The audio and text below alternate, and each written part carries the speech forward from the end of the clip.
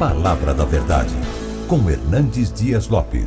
Então agora vamos a ler o texto de Hebreus capítulo 1, versos de 1 a 14. Havendo Deus outrora falado muitas vezes e de muitas maneiras aos pais pelos profetas, nesses últimos dias nos falou pelo Filho, a quem constituiu o herdeiro de todas as coisas, pelo qual também fez o universo. Ele é o resplendor da glória e a expressão exata do seu ser, sustentando todas as coisas pela palavra do seu poder. Depois de ter feito a purificação dos pecados, assentou-se à direita da majestade nas alturas, tendo se tornado tão superior aos anjos, quanto herdou o mais excelente nome do que eles. Pois a qual dos anjos disse jamais: Tu és meu filho, eu hoje te gerei? E outra vez: Eu lhe serei pai e ele me será filho. E novamente, ao introduzir o primogênito no mundo, diz: E todos os anjos de Deus o adorem. Ainda quanto aos anjos diz: Aquele que a seus anjos faz ventos e a seus ministros labareda de fogo. Mas acerca do Filho, o teu trono, ó Deus, é para todo sempre. Cetro de equidade é o cetro do seu reino. Amaste a justiça e odiaste a iniquidade. Por isso Deus, o teu Deus, te ungiu com óleo da alegria, como a nenhum dos teus companheiros. E ainda, no princípio, Senhor, lançaste os fundamentos da terra, e os céus são obras das tuas mãos. Eles perecerão, tu, porém, permaneces. Sim, todos eles envelhecerão qual vestes, também qual manto os enrolarás, e como vestes serão igualmente mudados. Tu, porém, és o mesmo, e os teus anos jamais terão fim. Ora, qual dos anjos jamais disse: Assenta-te à minha direita, até que eu ponha os teus inimigos por estrado dos pés, ou dos teus pés? Não são todos eles espíritos ministradores, enviados para serviço a favor dos que hão de herdar a salvação? Irmãos amados, os estudiosos afirmam que esse texto de Hebreus, mormente os versos de 1 a 4, é o texto mais bem escrito, mais refinado de todo o Novo Testamento. Embora todo o Novo Testamento, como toda a Bíblia, foi inspirada pelo Espírito Santo, o Senhor não tirou, certamente, a personalidade daquele que escreve, o estilo daquele que escreve. E esse texto é magnífico porque ele vai nos apresentar de maneira incomparável a majestade do Senhor Jesus Cristo. Quero dizer de forma introdutória que Hebreus é uma carta estratégica. Esta carta, diríamos nós, que é a chave hermenêutica para entendermos o Novo Testamento. Hebreus é a espécie de dobradiça entre Velho e Novo Testamento.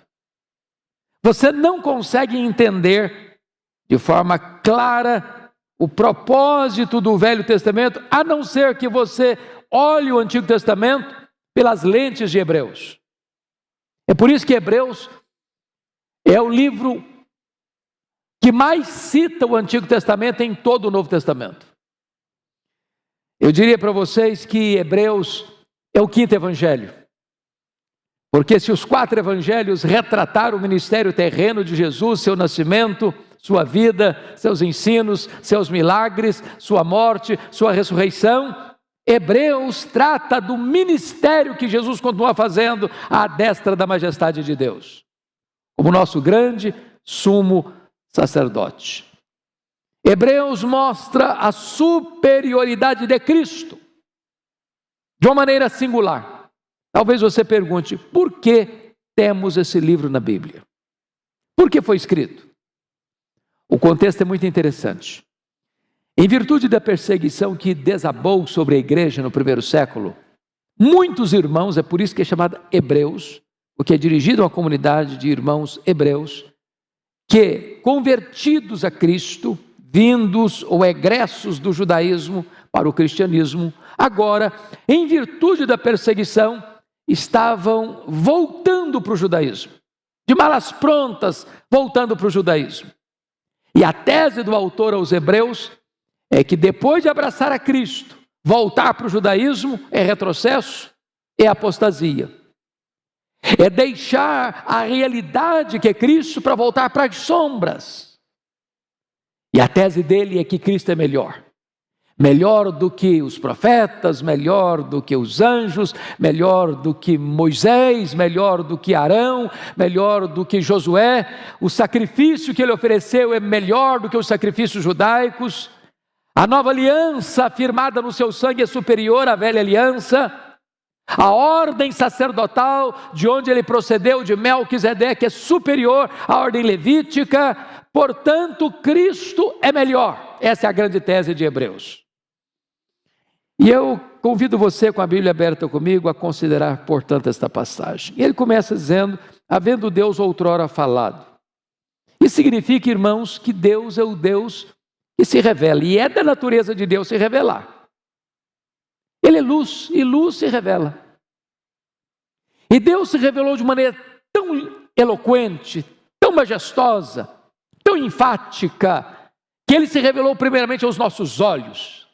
Os céus declaram a glória de Deus, e o firmamento anuncia as obras das suas mãos.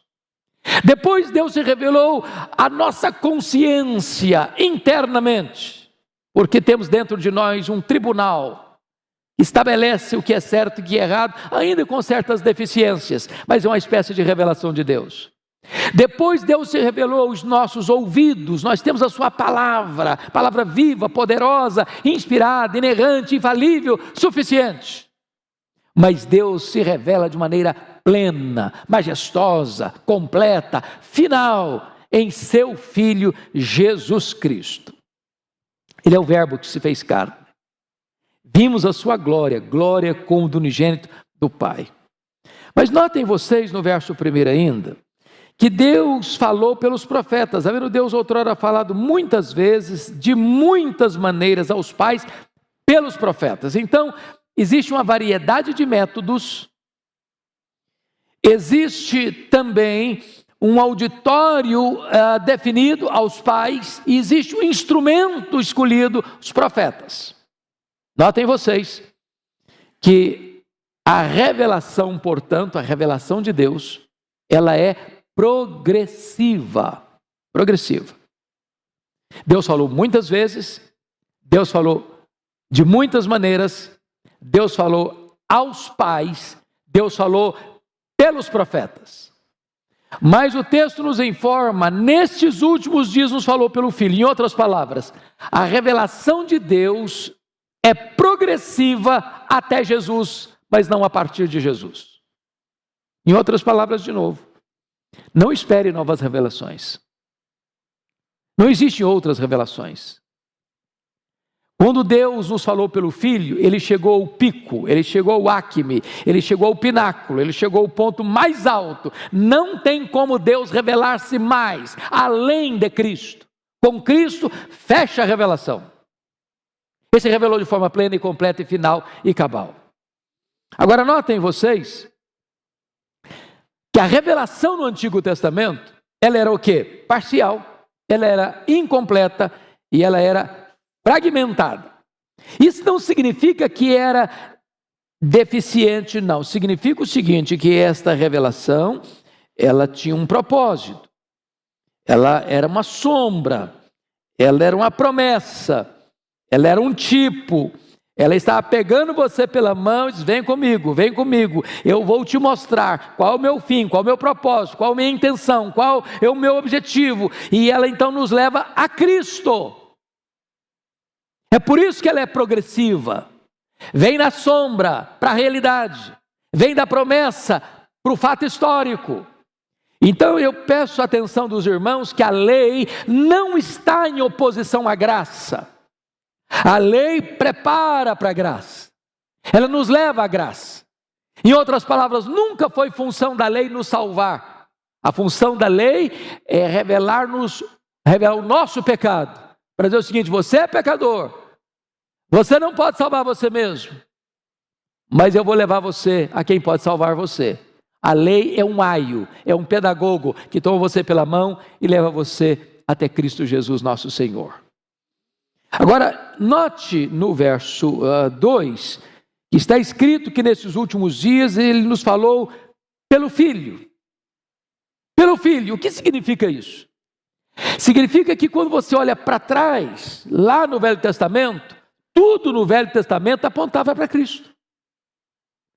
Tudo era promessa para a realidade que é Cristo. Tudo era sombra para a grande historicidade que vem em Cristo. Então, no Velho Testamento, Jesus foi representado pela semente da mulher, pelo Cordeiro da Páscoa, pelo tabernáculo, pela Arca da Aliança, pelo templo, pelas festas, pelos sacrifícios, pelo sábado. Tudo isso era sombra e preparatório para mostrar Cristo para nós. Quando você chega no Novo Testamento, tudo tem a ver com Cristo. Os evangelhos falam do seu nascimento, falam da sua vida, falam dos seus ensinos, falam dos seus milagres, falam da sua morte, falam da sua ressurreição, falam da sua ascensão. O livro de Atos mostra a trajetória da igreja de Cristo, de Jerusalém até Roma. As epístolas de Paulo, as epístolas gerais, as epístolas de Pedro, de João, de Tiago, de Judas. Todas estas epístolas mostram a doutrina de Cristo, a pessoa de Cristo, a obra de Cristo, a salvação de Cristo, de tal maneira que, se tivermos um único nome para sintetizar a Bíblia inteira, esse nome é Cristo. Cristo. Nesses últimos dias, Deus nos falou pelo Filho. Agora, eu gostaria que você prestasse atenção comigo, que neste capítulo 1, o autor aos Hebreus vai defender uma espécie de tese, provando para nós que se Jesus é melhor e se Jesus é superior, a pergunta é melhor e é superior a quem? E havia um conceito veterotestamentário muito importante, que eram as pessoas ungidas. Você nota comigo o profeta, o sacerdote e o rei. E é muito importante essas três figuras no Velho Testamento. E a tese do autor aos Hebreus é que Jesus é o supremo profeta, Jesus é o supremo sacerdote e Jesus é o supremo rei. Essa é a grande bandeira deste capítulo. Então, notem comigo a superioridade do Filho em relação aos profetas. Vejamos. Primeiramente, o Filho, Jesus, é o profeta por meio de quem Deus encerrou a sua revelação. Deus falou muitas vezes. Deus falou de muitas maneiras. Deus falou aos nossos antepassados, aos nossos pais. Deus falou a eles pelos profetas. Agora Ele nos fala pelo Filho. Agora não tem mais profetas, agora não tem mais novas revelações, agora não tem mais progressividade nas revelações, agora a revelação chegou ao seu telos, ao seu fim, à sua consumação. Isso é maravilhoso entender. Então preste muita atenção nisso, irmão. Jesus é a última e a final voz profética à igreja. Então, se você escutar por alguém aí que levantou um profeta que está falando novidade, está falando coisas novas, bote não só um pé para trás, bote os dois pés para trás. Porque a revelação de Deus chegou ao seu fim, na pessoa do seu Filho Jesus Cristo. É curioso que quando Deus levantava um profeta lá no Velho Testamento, cada um apontava para uma faceta, para um aspecto do caráter de Deus, um atributo de Deus, como Isaías enfatizou a santidade, Amós enfatizou a justiça, Oséias enfatizou a misericórdia. Mas quando Jesus Cristo veio como suprema e final revelação de Deus, Ele veio para nos mostrar Deus na sua plenitude. Por quê? Porque Ele era a exata expressão do ser de Deus. Ele era o resplendor da glória. Nele habitou corporalmente toda a plenitude da divindade. Só Ele pôde dizer: quem me vê a mim, vê o Pai, porque eu e o Pai somos um. Então notem vocês, amados, que Jesus é o supremo profeta, primeiramente porque Jesus é o incomparável Filho de Deus, é a suprema revelação. Por isso, olha aí comigo, por gentileza, no verso 2. Nesses últimos dias nos falou pelo Filho. Note que filho aí está em letra maiúscula. Você e eu somos filhos de Deus. Mas você e eu não somos filhos de Deus na mesma categoria que Jesus é filho de Deus. Jesus é eternamente gerado do Pai. Jesus é coigual, coeterno e consubstancial com o Pai. Jesus tem a mesma natureza do Pai. Ele tem os mesmos atributos do Pai. Ele realiza as mesmas obras do Pai. Ele é Deus, eternamente Deus. Luz de luz. Deus de Deus. Então é muito importante entendermos isso. Mas o texto prossegue e diz o seguinte: a quem constituiu herdeiro de todas as coisas.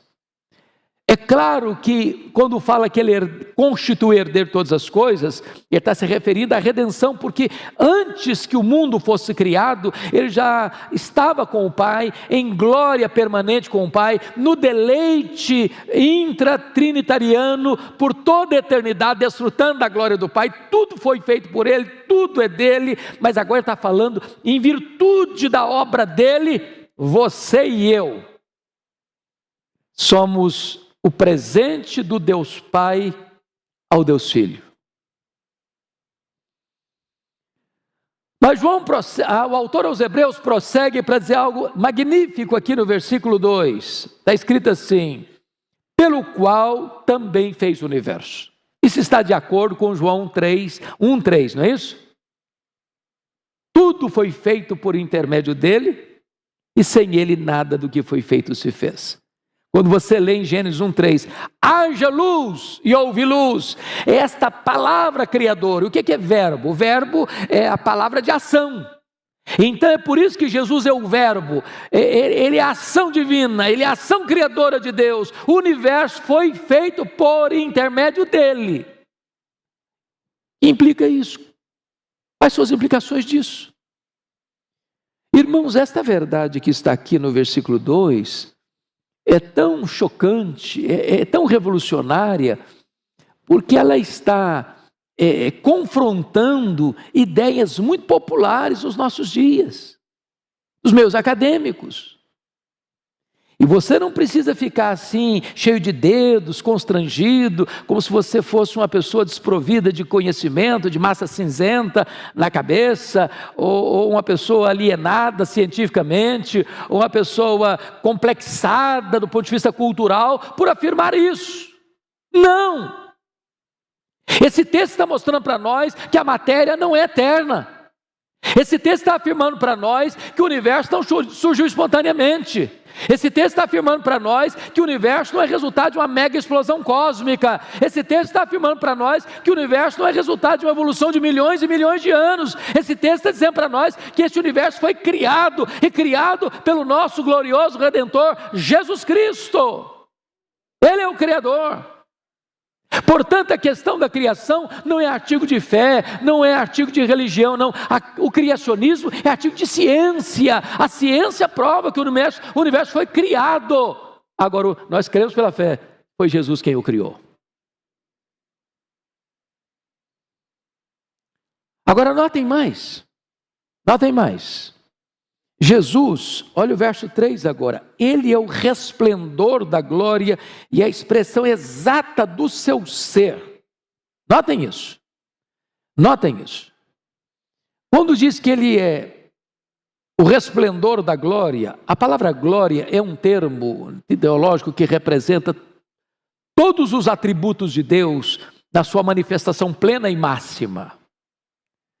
Então, ele é o resplendor desta glória. Em outras palavras, você quer saber como é que é Deus? Olha para Jesus. Quão perfeito é Deus? Olha para Jesus. Quão santo é Deus? Olha para Jesus. Quão misericordioso é Deus? Olha para Jesus. Quão poderoso é Deus? Olha para Jesus. Quão gracioso é Deus? Olha para Jesus. Quão amoroso é Deus? Olha para Jesus. Quer conhecer Deus? Olha para Jesus. Nós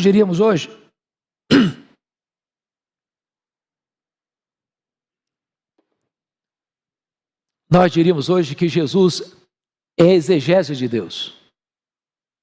Ele é a interpretação de Deus. Você quer conhecer Deus? Você conhece Deus na face de Cristo. Ele é o resplandor da glória. Está escrito aqui que Ele é a exata expressão do ser de Deus, porque Ele é Deus. Mas notem outra coisa preciosa. Versículo 3 diz assim: sustentando todas as coisas pela palavra do seu poder. Isso é magnífico, porque existem algumas ideias, por exemplo, chamada deísmo, foi muito popular na Inglaterra, século 18, 19, que é a seguinte ideia: Deus criou o mundo como um relojoeiro fabrica um relógio, dá corda nele, deixa ele trabalhar sozinho. A ideia é como se Deus tivesse criado o mundo, estabelecendo leis, deixou o mundo para lá. E ele está longe. Ou indiferente, ou distante, ou ausente. Porque o mundo trabalha por si independente. Essa não é a ideia bíblica. A ideia bíblica é que o Senhor criou e o Senhor sustenta. Ele é transcendente, mas Ele é também imanente. Ele não apenas está lá, Ele também está aqui. E Ele não só criou, mas Ele intervém. É por isso que você e eu podemos e devemos orar, porque Ele escuta a oração. E quando Ele atende a sua oração, Ele interfere na própria criação para responder uma oração sua. Ele abre o mar, Ele faz brotar água da rocha, Ele faz cair maná do céu. Na linguagem humana, Ele faz o sol parar. Ele dá chuva, Ele dá o sol. Ele faz milagres. Ele intervém nas próprias leis que Ele mesmo estabeleceu. Então Ele sustenta todas as coisas pela palavra do seu poder. É a providência dEle que mantém este universo íntegro, sem se desintegrar. Mas agora, preste atenção comigo, meus amados irmãos, que o profeta, que o autor aos Hebreus, vai fazer uma transição desta ideia de que ele é o supremo profeta, para mostrar para nós que ele é o supremo sacerdote. Olha aí o que está escrito, por gentileza, no versículo de número 3. Depois de ter feito a purificação dos pecados. Então veja você que ele desce do céu para revelar para nós um Jesus que não é só divino, é também humano. Mas que não é só humano, é divino também, junto. Porque Ele, para fazer o que fez aqui, purificar o pecado, purificar-nos, depois de ter feito a purificação dos pecados, era necessário que Ele se encarnasse. Ele tinha que ser Deus e ser homem ao mesmo tempo. Deus para oferecer um sacrifício de valor eterno, suficiente para todos quantos nele crerem, e Ele precisava ser homem para representar você e a mim, que somos pecadores. Quando um sacerdote ia oferecer o sacrifício, seja uma vez por ano o sumo sacerdote, lá no Santo dos Santos, derramando sangue sobre a arca da aliança, ele oferecia primeiro por ele, porque ele era pecador, e depois oferecia pelo povo, mas ele tinha que repetir, e repetir, e repetir, e repetir, porque sangue de touros e de bodes não pode purificar pecados, mas ele, como sumo sacerdote perfeito, entrou uma única vez, ofereceu um único sacrifício, o sacrifício de si mesmo, e por meio do seu sangue derramado na cruz, Ele fez a purificação dos pecados, e hoje você e eu podemos receber perdão e purificação, porque o sangue de Jesus nos purifica de todo o pecado. Louvado seja o Senhor. Ele é o grande sumo sacerdote. Agora notem comigo, que mais uma vez o autor aos Hebreus vai fazer outra transição, no versículo 3, olha aí, confira comigo. Depois de ter feito a purificação dos pecados, assentou-se à direita da majestade nas alturas. Agora ele não trata mais de Jesus como profeta, agora ele não trata mais de Jesus como sacerdote, agora ele trata Jesus como o Rei dos Reis. o tríplice ofício. Ele está à direita da majestade. Quando você lê Apocalipse capítulo 5, ele é aquele que está com o livro escrito por dentro e por fora em suas mãos. É ele quem venceu. Ele é a raiz de Davi. Ele é o cordeiro que foi morto. Ele é o leão da tribo de Judá. É ele que tem o livro nas mãos, é ele que governa a história, é ele que tem as rédeas da história, é ele quem está entrando para dentro da história, dando significado à história. É ele quem levanta reis, é ele quem depõe reis, é ele quem levanta reinos, é ele quem abate reinos, é ele quem está no controle do universo, é ele quem está no controle das nações, é ele quem está no controle da igreja. Ele é o rei dos reis, ele é o senhor dos senhores, ele é a razão da nossa própria vida. Então o autor aos Hebreus está dizendo o seguinte: depois que você conhece a Jesus, você vira as costas para Jesus, para voltar para o judaísmo, para voltar para as sombras, para voltar para aquilo que era a promessa, depois de ter conhecido a realidade, é uma loucura, é uma apostasia, é um caminho de loucura e insensatez. Pois bem, amados, dito isto, eu gostaria que vocês pudessem, de forma breve agora, entender que este Jesus que está no trono, ele está no trono fazendo três coisas. Primeiro, ele está no trono governando. Segundo, como sumo sacerdote e rei, porque ele é rei e sumo sacerdote, só em Jesus esses dois ofícios puderam caminhar juntos. Ele está também no trono intercedendo por nós. E como rei dos reis, em terceiro lugar, ele voltará para nós. A partir de agora do verso 14, e aqui que eu vou ser breve com vocês, ele vai mostrar, porque até agora ele provou uma tese. A tese de que Jesus é superior aos profetas. Ele falou muitas vezes, de muitas maneiras, Deus falou muitas vezes, de muitas maneiras aos pais pelos profetas, agora nos fala pelo Filho. E ele provou até agora no verso 3, que ele é superior aos profetas, que falaram aos nossos pais no passado. Agora ele vai provar para nós a partir do verso 4 até o verso 14 que ele é superior aos próprios anjos. Se não, vejamos, olha aí comigo. Primeiro, o Filho tem um nome superior. Versos 4 e 5, tendo se tornado tão superior aos anjos quanto herdou o mais excelente nome do que eles.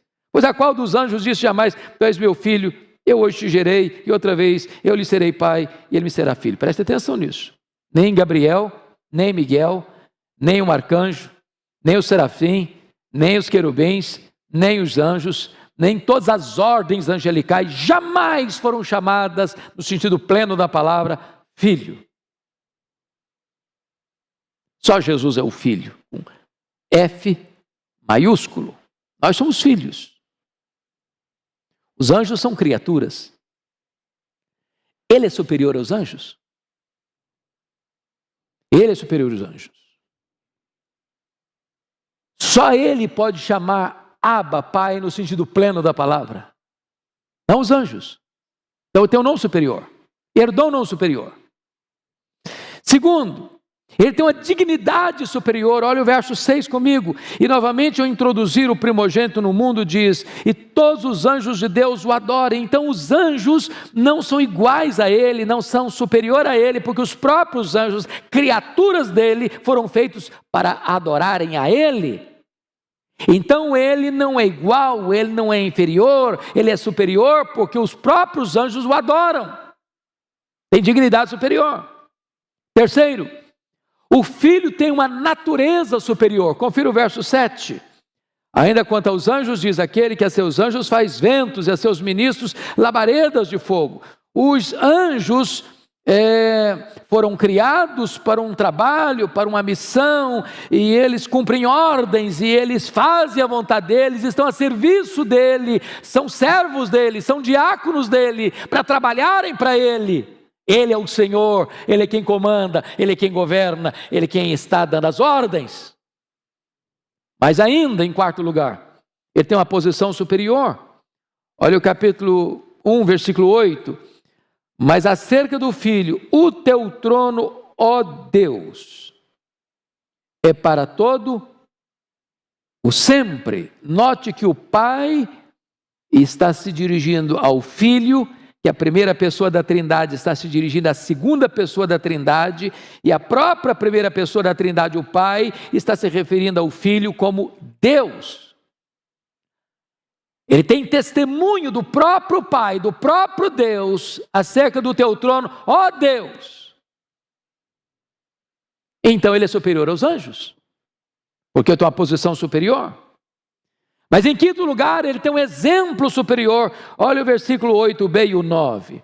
E cetro de equidade ao cetro do seu reino, amaste a justiça e odiaste a iniquidade. Por isso Deus, o teu Deus, te ungiu com óleo da alegria, como a nenhum dos teus companheiros. Aqui você nota comigo, por gentileza, a postura do rei e do Senhor, cujo trono é justo.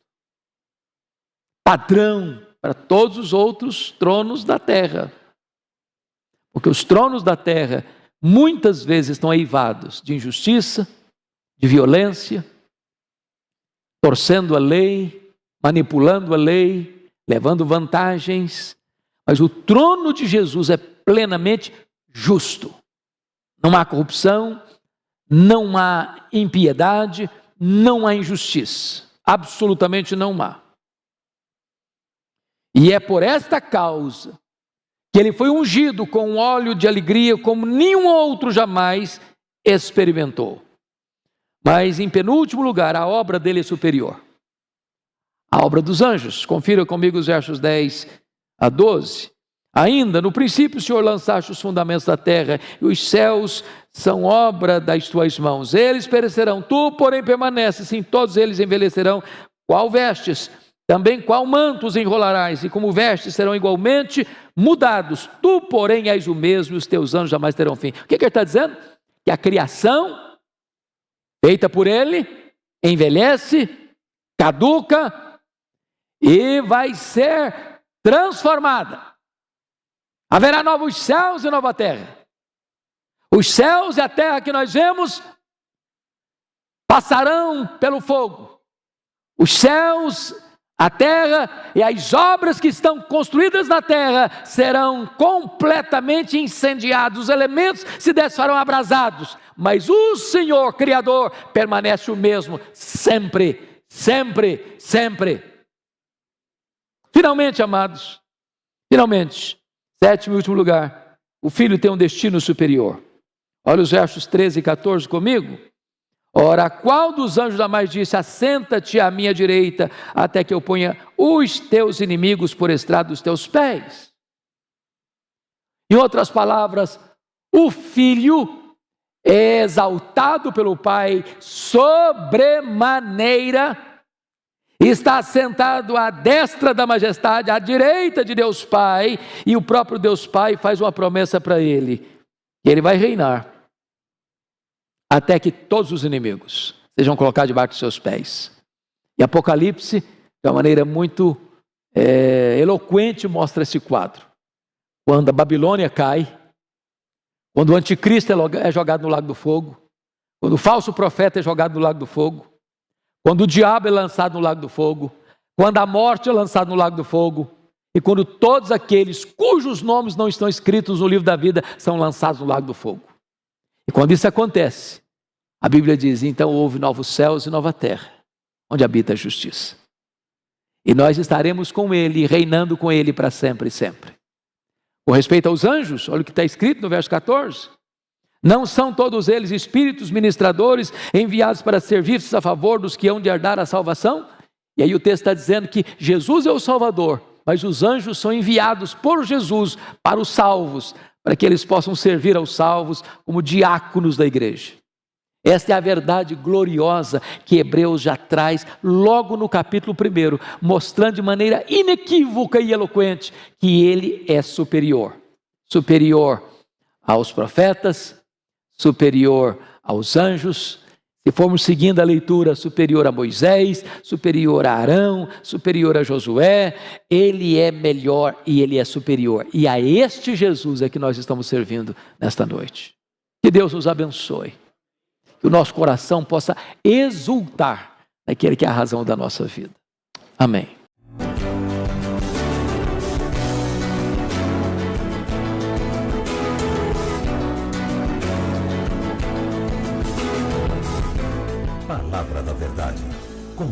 Hernandes Dias Lopes.